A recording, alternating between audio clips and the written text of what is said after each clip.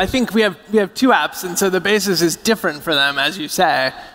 Foursquare has become a city guide to every place in the world.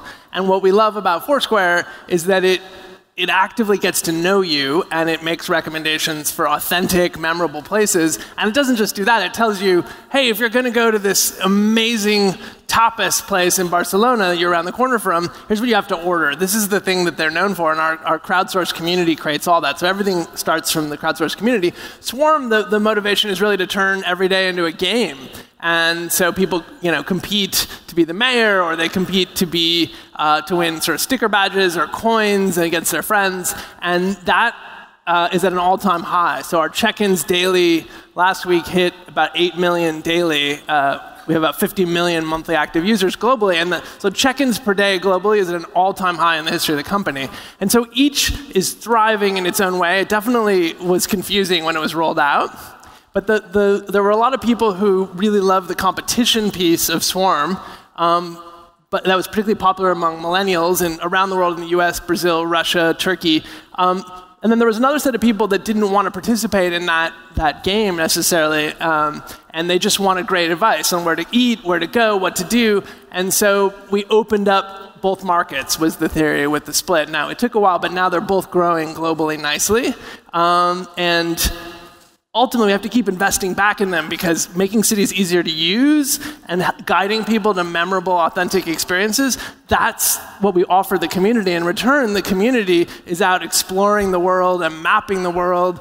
So our community is kind of like a Google bot. It's out within 24 hours globally. We pretty much know any new business that moves or closes or opens, because the community tags it, and then the community builds shapes for these businesses, which is now the core of our technology.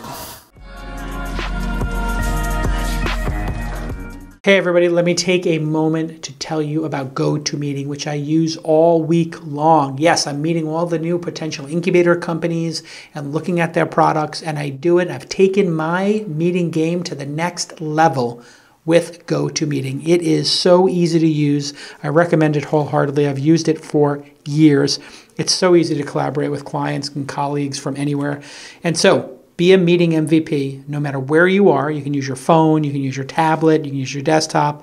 It's so easy to get these meetings going, because you can just do it with one click. I have it in a Chrome toolbar in my Google Calendar. I put something in my Google Calendar, or somebody else puts it in mine. One click, I add a GoToMeeting, and then everybody just clicks on the link, and magically everybody's in there. Perfect voice over IP, or they can dial in. It works so well. And one of the little features that I love to use is I will have my executive assistant on the phone with me taking notes. You can also record the call, and we of course do that sometimes if we want to take notes.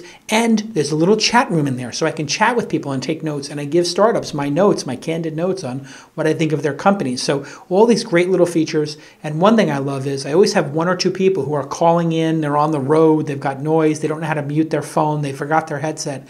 You, if you're in control of the meeting, can mute the participants.